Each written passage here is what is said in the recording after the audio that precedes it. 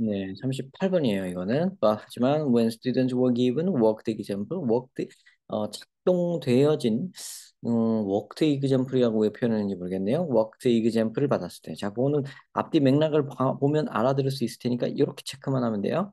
예를 들어서 미리 해결된 문제 같은 게 worked example이구나.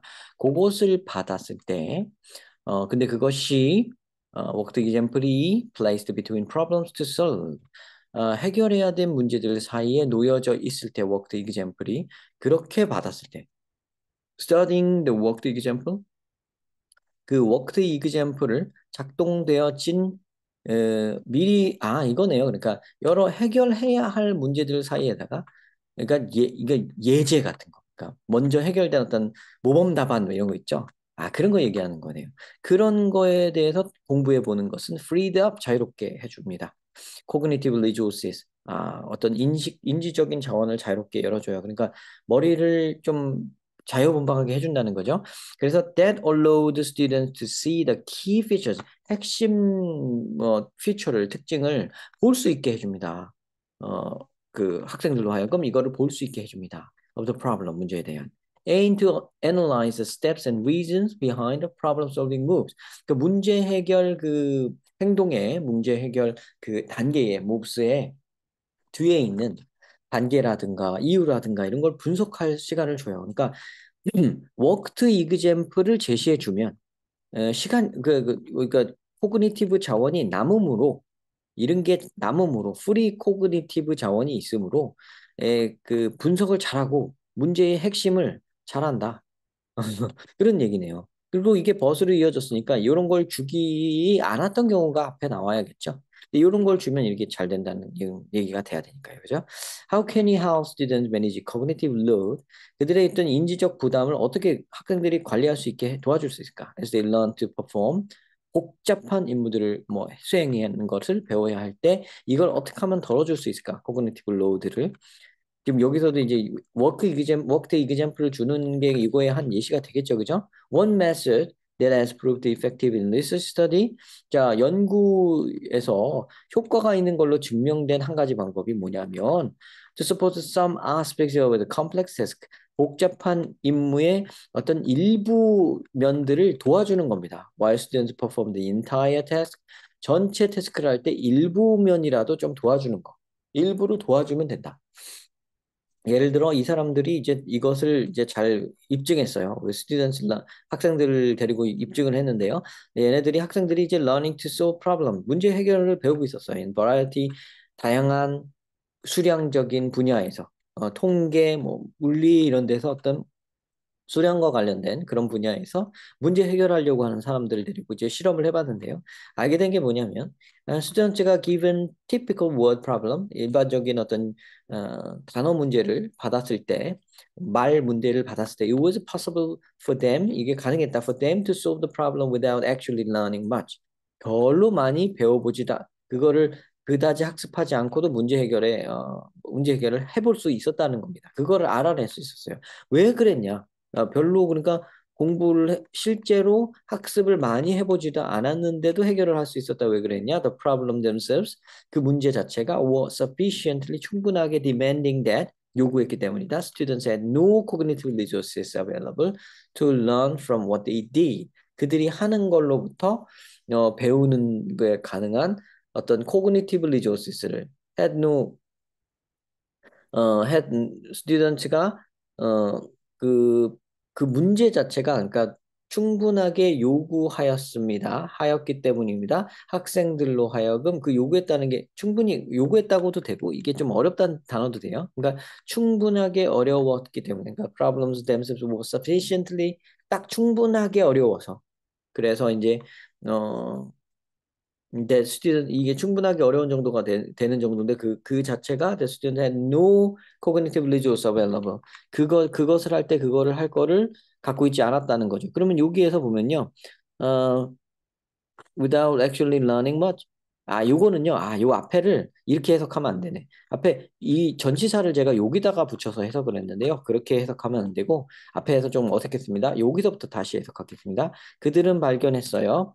학생들이 어떤 일반적인 문장제 문제를 수학 문제 같은 걸 얘기하는 것 같아요. 그런 문장 문제를 받았을 때 문제를 걔네들이 풀 수는 있었지만 실제로 많이 배우는 것은 없었다. 이렇게 이쪽에 힘을 줘서 해석을 해야 됩니다. 아까처럼 without을 이쪽에 붙여서 해석하기보다는 많이 기껏 얘네들은 문제는 해결은 잘 했지만 해결하는 건 강했지만 배우는 거는 많이 없었다. 학습은 그다지 많이 하지 못했다. 왜 그랬냐 하면 이 문제 자체가 충분히 어려워서 that 문제 자체가 뭐 많이 어려워서 이러면 되죠. 너무 어려워서 학생들은 인지적 자원이 충분히 남아있지 않았다. 이거 자기가 하는 것을 통해서 뭔가를 배울 만한 인지적 자원이 남아있지 않았다. 인지적 자원이라는 건 여유가 없었다는 얘기죠.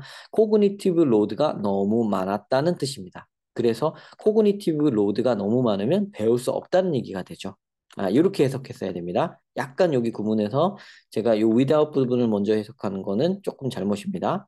아마 근데 대부분 학생들이 조금 그렇게 했을 텐데 그래도 평소에는 상관없는데 지금은 뉘앙스를 살리려면 이렇게 해서는 안 됐어요. 그래서 요 뒤에를 보고 저도 깨달았습니다. The researchers found this 이거 그 연구가들은 이런 거를 알게 됐어요. 이것이 this improved students' performance on subsequent problem solving. 이거는 improved 때문에 이게 앞뒤 맥락이 안 맞죠. 지금 보세요. 이 연구가들은 알게 됐어요. 이것이 학생들의 이어지는 문제 해결을 도와줬다고. 문제 해결의 수학 능력을 향상시켰다는 걸 발견했다. 이렇게 되죠. 근데 지금 앞에는 이게 없어가지고 별로 배우는 게 없었다고 해요. 별로 못 배웠다고 합니다, 앞에는. 근데 여기서 이 문제 해결 능력이 향상됐다니요? 말이 안 되죠. 여기에다가 이제 넣어야 되죠. 하지만 얘네들한테 이제 예제 같은 걸 좀 줘서 하면 핵심을 금방 찾아내고 그 단계를 분석해보고 이런 걸 할 수 있는 여력이 생겼었다라고 해야 됩니다. 4번에다가 코그니티브 로드를 많이 주고 적게 주고 이런 거에 대한 얘기를 4번에다가 넣어야 됩니다. 이거 답 좋네요. 근데 답은 찾기가 쉽지 않았을까요? 여기에서 저처럼 살짝이 불안했으면 조금 어려웠을 수도 있겠지만 그거는 어떤 해석적인 문제였고요. 전체 맥락상으로는 여기는 이제 좀 부정적이다가 여기는 이제 긍정적인 게 나오기 때문에 이상한데 하면서 이제 벗이었으니까 이게 역접이구나 하고 4번을 스킬로 골라낸 학생들도 많이 있었을 것 같습니다. 네, 그래서 정답을 내는 데는 엄청나게 고생을 하지는 않지 않았을까? 이런 느낌이 듭니다. 자, this result, 이 결과는 called the worked example effect라고 불리우는 건데요. 이제 one example of process, 이 과정의 한 예가 됩니다. 스캐폴딩이라는 예입니다. 스캐폴딩이 이제 발판 놓기인데 스캐폴딩이 비계예요, 비계. 비계가 뭐냐면 우리 스캐폴드가 이제 건축할 때 이렇게 쇠파이프 같은 걸로 이렇게 섬기게 어떤 건물을 만들 때 이렇게 먼저 만들어 놓고 거기다가 이제 시멘트를 부어 갖고 이렇게 만드는 거잖아요. 그게 스캐폴딩이에요. 그게. 그래서 이제 뼈대를 만든다 이런 얘기죠. 그러니까 스캐폴딩이 뼈대 만들기 이런 얘기고요. 여기 발판 놓기라고 단어를 주었습니다. 같은 뜻이죠. 발판 놓기, 뼈대 만들기. by which 그거를 갖고는 이제 스캐폴딩 과정을 가지고 교육자가, 인스트럭터가, 강사가 temporarily 일시적으로 leave 누그러뜨려 줍니다. Some of the cognitive load 그, 그 인지적 어떤 부담을 학생의 인지적 부담을 살짝 누그러뜨려 줍니다. 이거 할 수 있어요. 그래서 이거 할 수 있게 됩니다. So that students can focus on 학생은 집중할 수 있어요. 특정한 학습의 어떤 특정한 측면에 dimension, 차원, 측면 거기에 집중할 수 있게 해줍니다. 그러니까 중요한 키 피처에만 집중할 수 있게 나머지 부분은 살짝 해결을 해주는 거죠. 그러니까 예시문 같은 걸로 스캐폴딩 하기 이렇게 발판 놓아주기. 그러니까 좀 살짝 이게 배울 수 있도록 문제를 그렇게 구성을 해주는 수학 문제가 보통 이렇게 많이 하죠, 그죠? 이렇게 단계별로 할 수 있게 해주는데 영어는 그렇게 가르치기가 좀 힘든 과목 중에 하나죠. 이렇게 여기에다 요걸 쌓고 올라가고 이런 게 좀 어려운 과목 중에 하나죠. 영어는. 근데 수학은 그런 게 되는 과목이죠. 비교적, 그죠? 영어는 그냥 쫙 넓혀야 되는 과목인데 가르칠 때 그래서 단계 하기가 참 힘들죠. 저는 그래서 가르칠 때 그냥 고1 지문, 고2 지문, 고3 지문 그냥 이렇게 학년별로 합니다. 나름대로의 그냥 쉬운 개념들 혹은 문장이 그렇게 길거나 그러진 않으니까 고1 거부터 이제 차근차근 가르쳐서 올리려고 하는 편입니다.